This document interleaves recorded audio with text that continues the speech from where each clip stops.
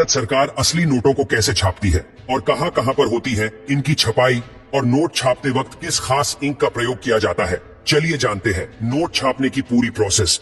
भारत में नोटों की छपाई के लिए कुल 4 प्रिंटिंग प्रेस बनाए गए हैं, जो कि नासिक, देवास, मैसूर और पश्चिम बंगाल में सालबोनी में नोट की प्रिंटिंग का काम होता है।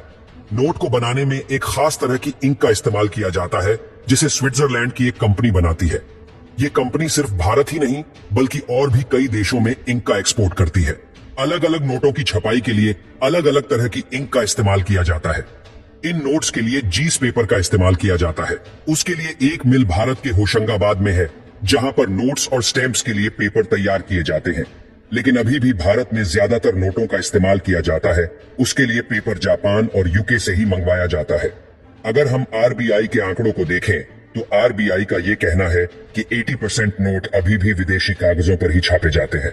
इन पेपर्स में 75% कपास यानी कॉटन और 25% लीलन को मिलाया जाता है। कॉटन और लीलन को अब बड़े बड़े बुंडल में पैसा बनाने की फैक्ट्री में लाया जाता है, जहां इन्हें एक बड़ी मशीन के जरिए अच्छे से आपस में मिक्स किया जाता है।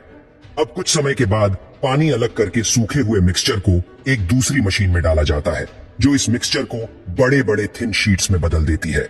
लीजिए, नोट छापने के लिए इस्तेमाल होने वाला पेपर तैयार है। अब इस पेपर को भारतीय नोट का रूप देने के लिए इस पर प्रिंटिंग करनी होती है, जो कि बहुत सोच समझकर की जाती है।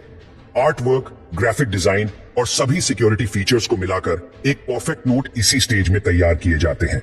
हर भारतीय नोट के ऊपर एक चमकीली पट्टी देखी जाती है, जिसके बिना कोई भी नोट चला पाना नामुमकिन है। जीस पट्टी से ही अक्सर लोग ये पता करते हैं कि नोट असली है या नकली। मिक्सचर का पेपर बनने के बाद उस पर सबसे पहले ये पट्टी ही लगाई जाती है। पेपर के सभी बुंडल्स को एक मशीन में डाल दिया जाता है, जिसमें एक सही शेप और साइज के अनुसार इन पर पट्टी चढ़ाई जाती है। जिसके बाद इन नोटों पर गांधी जी की फोटो का वाटर मार्क डाला जाता है। नोट को एक एक्यूरेट और परफेक्ट डिजाइन देने के लिए मशीन्स में इनके मेजरमेंट्स और विजिबिलिटी को एक समान ही रखा जाता है। इसके साथ ही आपने हर नोट पर अलग अलग कुछ नंबर्स लिखे हुए देखे होंगे। दरअसल वो नोट के सीरियल नंबर होते हैं, जिसे छापते समय बड़े ही ध्यान से एक ही सीरीज में डाला जाता है। प्रिंटिंग के समय हर चीज को चेक करने का जिम्मा क्वालिटी इंस्पेक्टर का होता है, जो कि कंप्यूटर्स के जरिए इन्हें अच्छे से चेक करते रहते हैं। अब बारी आती है नोटों पर कलरिंग करने की। ये काफी मुश्किल स्टेप भी कही जा सकती है, क्योंकि इस स्टेप में नोट के रंग पर ध्यान देना होता है। जीस भी कलर का नोट होता है। उस कलर को एक बड़ी सी मशीन में सही क्वांटिटी में जरूरत के अनुसार मिला दिया जाता है। क्वांटिटी पर ही नोट का कलर निर्भर करता है और इसीलिए कलर्स का सही क्वांटिटी में होना बेहद जरूरी होता है।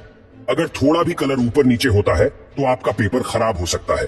खैर, अब कलर करने के बाद डाले हुए कलर में रंगा हुआ ये नोट मशीन से एक साथ बाहर आता है, जो देखने में काफी हद तक तैयार लगता है।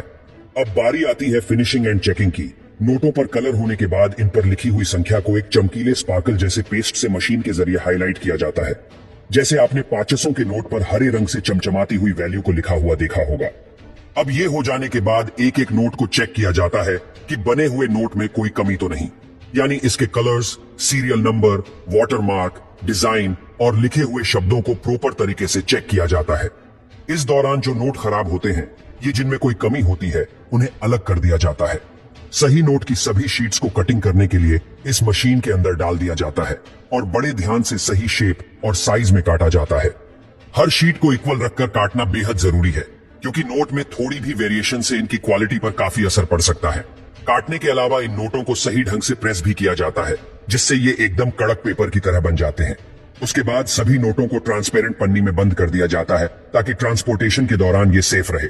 अब एक एक करके क्वांटिटी के अनुसार इन्हें अलग अलग गत्ते के डिब्बों में रखकर बैंक्स में पूरी सेफ्टी के साथ पहुंचा दिया जाता है।